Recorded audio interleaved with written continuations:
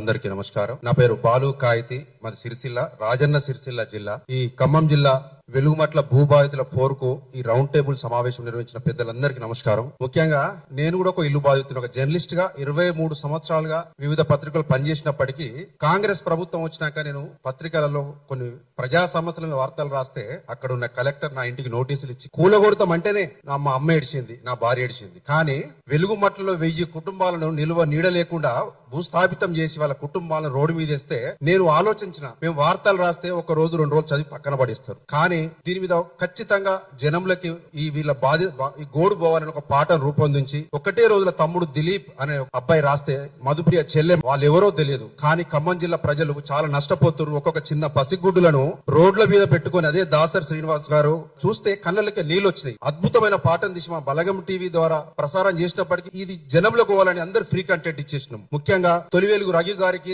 దాసరి శ్రీనివాస్ ఇలా టీం కి మొత్తం నేను అభినందనలు చెప్తున్నా. ఎందుకంటే జనంలో ఒక జర్నలిస్ట్ గా వాళ్ళు దానికి మించి పనిచేస్తున్నారు. వీళ్ళకి ఏమొస్తుంది, కానీ ఒక సామాజిక స్పృహతోని, ఒక సామాజిక బాధ్యతతో ప్రతి ఒక్క జర్నలిస్ట్ ఇట్లా చేస్తేనే ఈ రోజు మనం ఇంకా పృథ్వన్న ఉన్నాడు, పాశం యాదగిరి సార్, పృథ్వన్న కూడా అప్పుడప్పుడు మాకు కొంచెం స్ఫూర్తి వస్తుంది. మేము ఎక్కడో సిరిసిల్ల మారుమూల పల్లెలుండే ఉపన్యాసాలు రీల్స్ చూస్తాం, 30 సెకండ్లు, 1 నిమిషం. ఆ నిమిషంలో బాగా కొట్లాడాలనిపిస్తుంది. అంటే ప్రభుత్వంతో పెట్టుకోవాలంటే కూడా ఒక గట్స్, ధైర్యం వీళ్ళలాగా ఉండాలి. కానీ ఈ రేవంత్ రెడ్డి ప్రభుత్వానికి నేను ఒకటే విజ్ఞప్తి చేస్తున్నా, ఈ ఖమ్మం బాధితులకు 300 మంది కాదు, హైకోర్టు చెప్పినట్టు 1000 మందికి మీరు ఖచ్చితంగా ఇల్లు కట్టివ్వాలి. వాళ్ళకు ముక్కు నాలుగు క్షమాపణ చెప్పాలి ఈ ప్రభుత్వం. ఎందుకంటే పెద్ద ఛానల్, మెయిన్ స్ట్రీమ్ మీడియా చేయండి, చిన్న చిన్న యూట్యూబ్ ఛానల్ చేస్తున్నాయి, ప్రజల పక్షాన నిలబెడుతున్నారు. కరుణాకర్ అన్న సొంటోళ్ళు ఊయల్లా కొట్లాడుతున్నారు. ఎందుకు?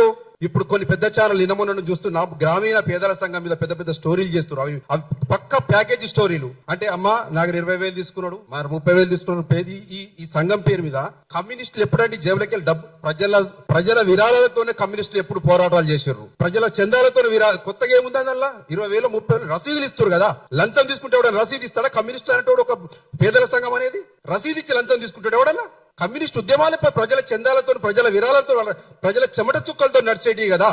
చేసిన తప్పిదాలను కమ్యూనిస్టు పార్టీల మీద, ఇలాంటి గ్రామీణ పేదల సంఘం మీద తోసేసి ఈ రోజు 1000 కుటుంబాలను కనీసం కూల్చేందుకు సెన్స్ ఉండాలి కదా. ఆ 1000 కుటుంబాలు ఎక్కడ ఉండాలి? ఈ దేశ చరిత్రలో ఎక్కడ లేదు ఇట్లా. ఈ బట్టి విక్రమార్క ప్రగతి భవన్ పేరు మార్చుకొని ప్రజాభవన్ పెట్టాడు కదా, అల్లు ఉంచుకుంటాడా? 1000 మందికి వసతి అల్ల కల్పిస్తాడా? తుమ్మల నాగేశ్వరరావు లేకపోతే పొంగులేటి శ్రీనివాస్ రెడ్డి వాళ్ళ క్యాంపైన్ ఉంచుకుంటాడా? 1000 మందిని ఎట్లా గులగొడతారు? వెనుక ముందు ఆలోచన లేకుండా కనీసం ఐఏఎస్ ఆఫీసర్, ఆ ఖమ్మం జిల్లా కలెక్టర్ కన్నా కొంచెం ఉండాలి కదా జ్ఞానం. తన తల్లో తన చెల్లో అయితే గట్టి రోడ్డు మీద ఉంచుతాడా కులగొట్టి? దయచేసి రేవంత్ రెడ్డి గారికి విజ్ఞప్తి చేస్తున్నా, ఒక జర్నలిస్ట్ గా కాకుండా ఈ తెలంగాణ ఒక ఓటర్ గా, ఈ భారతదేశ పౌరుడిగా మీ విజ్ఞప్తి చేస్తున్నా సార్. వెలుగుమట్ల బాధితులకు అందులో ఎవడం తప్పు చేస్తే పక్క జైలుకు పంపండి. 1000 మంది కుటుంబాలకి ఖచ్చితంగా మీరు 70 గజాలు కాదు, ఈ రోజులల్లా మీరే అన్నారు కదా 70 గజాలు ఇందిరా మిల్లు ఏం సరిపోతాయి అని చెప్పి, కనీసం ఒక్కొక్కరికి 150 గజాలతోనన్నా ఈ 9 ఎకరాలు ఇస్తున్నారన్నా సార్. మీరు బాగా అబ్జర్వ్ చేయాలి. 75 గజాలు 9 ఎకరాలంటే 300 మంది కూడా లెక్క రాదు. మీరు లేఅవుట్ తీస్తే ఖచ్చితంగా 80 ఎకరాలలో ఈ 1000 మందికి మళ్ళీ నిర్మించినట్టు మీరు పోరాటం చేయాలి. ఖచ్చితంగా మా వంతు